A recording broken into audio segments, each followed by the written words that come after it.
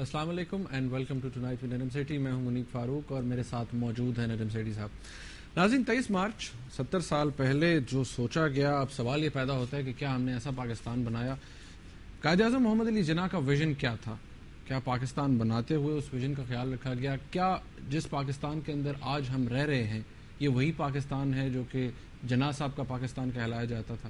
ہم نے کیا کیا, کیا ہم کرنا چاہتے تھے, کس حد تک ہم کامیاب ہو سکے, کس حد تک ہمیں ناکامی کا سامنا کرنا پڑا, ہمارے سیاستدانوں کا اس میں کتنا حصہ ہے, ہمارے ملک کی افواج کا اس میں کتنا حصہ ہے, ہمارے ملک کی جوڈیشری کا اس میں کتنا حصہ ہے, آج ہم جو بھی ہیں, ہم جیسے بھی پاکستان کے اندر رہ رہے ہیں, اس کے اندر کس کس کا کردار کتنا منفی ہے اور کتنا ہی مثبت. اس حوالے سے ہم بات کرتے ہیں سیٹھی صاحب کے ساتھ, اور بھی بہت سے ایشوز ہیں جن کے حوالے سے بات کریں گے. سیٹھی صاحب, آج ہم کہاں ہیں؟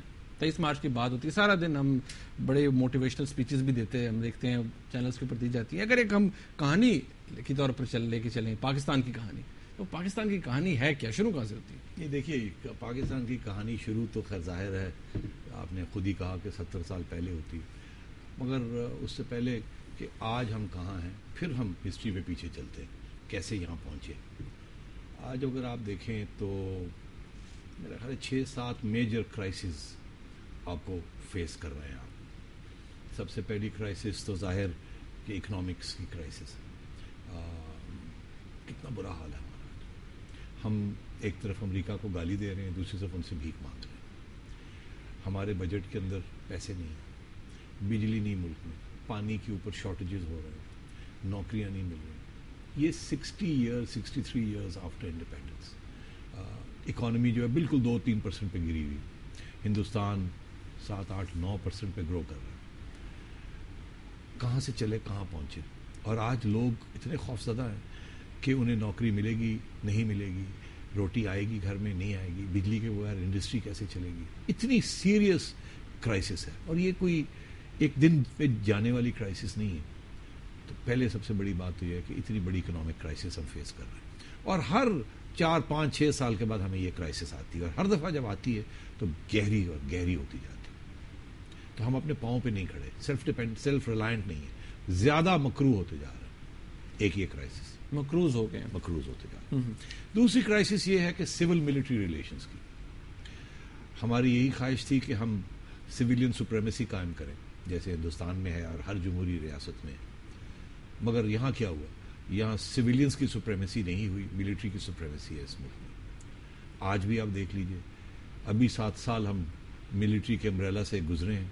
پیچھے دیکھیں تو 2-10 سال کے اور ہم نے گزارے ہیں, 2 ڈیکیڈز.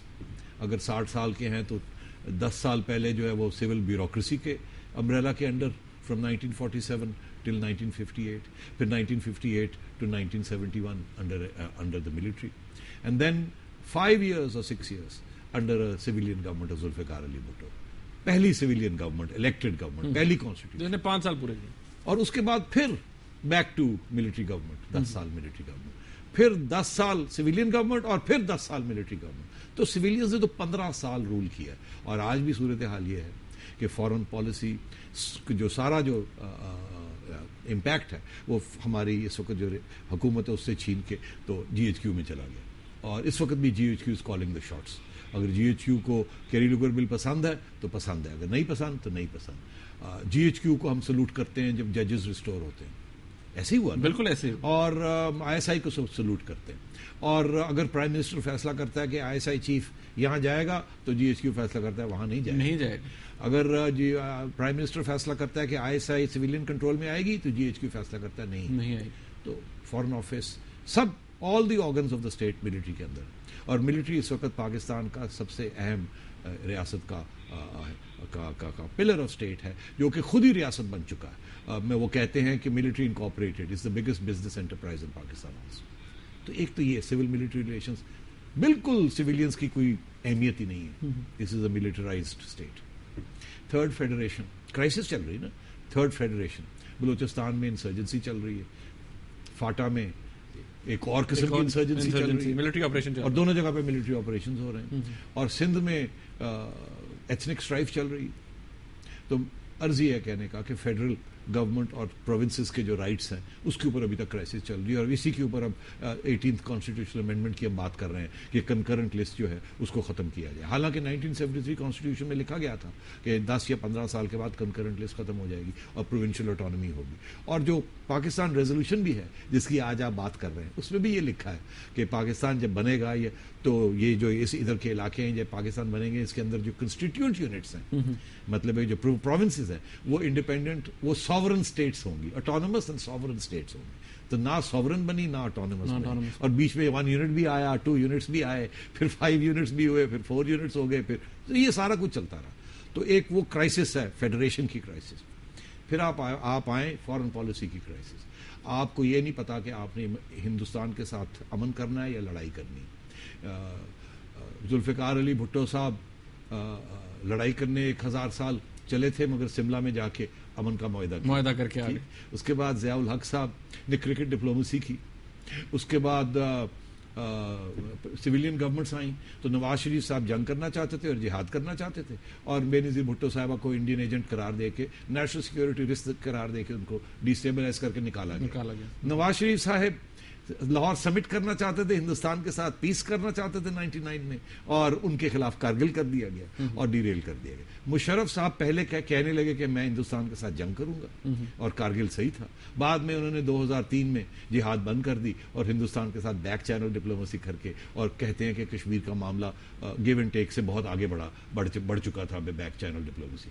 اب صورتحال یہ ہے کہ کیانی صاحب آئے ہیں، انہوں نے وہ مشرف کی پالیسی ریورس کر دی ہے اور آج ہمارے ہندوستان کے ساتھ تعلقات اچھے نہیں ہیں. تو میں آپ سے یہ پوچھ رہا ہوں، یہی ہمیں نہیں پتا کہ ہم نے ہندوستان کے ساتھ کیا تعلقات بنانے ہیں، امن کے بنانے ہیں یا لڑائی جھگڑے کے بنانے ہیں. دوسری چیز یہ کہ امریکہ کے ساتھ تعلقات کیسے بنانے ہیں. ایک وقت تھا کہ ہمیں کہا جاتا تھا کہ ہم 51st state of the United States ہیں. 50s میں جب ہمارے ڈیفینس پیکٹس تھے اور وہ سیٹو بغداد پیکٹ، یہ سارا کچھ چل رہا تھا، ٹھیک. اور اس کے بعد پھر یہ کہا گیا کہ نہیں، ہم تو امریکہ تو ہم مطلب ہے فرام 1947 ٹل 1989 ہم امریکہ کے موسٹ فیورڈ ایلائی تھے. اس کے بعد 10 سال ہم امریکہ کے خلاف رہے بیکاز امریکہ یہاں سے اٹھ کے چلا گیا اور ہمارے F-16 بھی نہیں دے رہا تھا اور پیسے بھی لے کے ہضم کر گیا. پھر جب 9/11 ہوا تو پھر ہم امریکہ کی گود میں بیٹھ گئے. اور اب صورتحال یہ ہے کہ نہ ہم گود میں بیٹھے ہوئے ہیں تو نہ باہر بیٹھے ہوئے ہیں. کبھی لڑائی کرتے ہیں، کبھی پیار کرتے ہیں، کبھی وہ جنرلز آتے ہیں اٹھ کے سیدھے GHQ چلے جاتے ہیں، کبھی ہمارے چیف واشنگٹن بیٹھے ہوتے ہیں. پیسہ آ رہا ہے، ملٹری بن رہی ہے، کچھ بات مانتے بھی ہیں، کچھ بات نہیں بھی مانتے. تو مطلب یہ US Pakistan relation ship up and down چل رہی ہے. یہ بھی پتہ نہیں ہے ہم نے ان کے ساتھ کس قسم کا رشتہ بنانا ہے کہ نہیں. ان لائک انڈیا جنہوں نے اب بالکل جسے کہتے ہیں امریکہ کو جپھی مار لی. تو میں یہ کرائسس آپ کو بتا رہا ہوں. آپ میرے سے پوچھنا چاہتے ہیں کہ ہم کہاں سے چلے، تو مجھے یہ ختم کر لینے دے آج کی کرائسس، تو پھر میں آپ کی بات کرتا ہوں. پھر آپ آئیے کہ یہ شیعہ سنی کانفلکٹ کس قسم کا اسلام چاہیے ہمیں، جس کے اندر اس قسم کی سیکٹیرینزم ہو اور اس قسم کی ایکسٹریمزم ہو.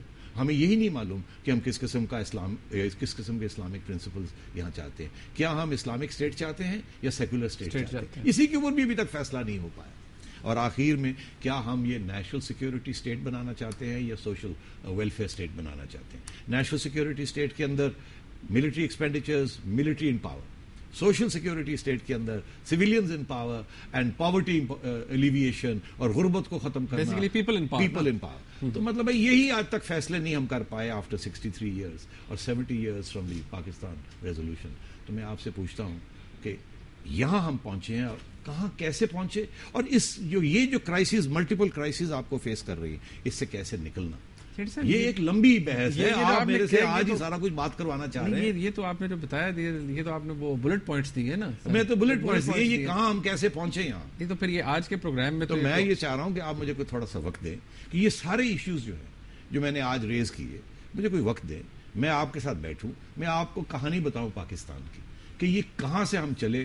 پہلے دن سے ہم نے کیا زیادتیاں کی اپنے ساتھ، کس قسم کی ریاست بنائی، کیسے اس ریاست نے ہماری امداد نہیں کی، ہماری مدد. 1 گھنٹہ آپ کے لیے کافی نہیں ہوگا. نہیں، 1 گھنٹے نہیں، مجھے کم از کم 1.5 گھنٹہ چاہیے.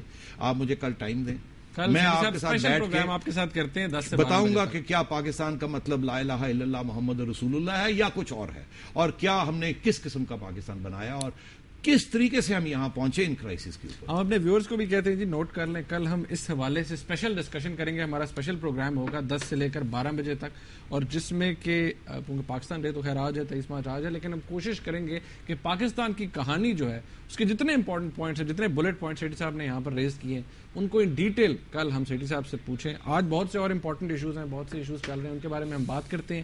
ایک بریک یہاں پر لینی ہے, ایس ایم ایس بھی ہمیں کیجیے, کالز بھی آپ کی لیں گے 11:30 بجے کے بعد. ہمارے ساتھ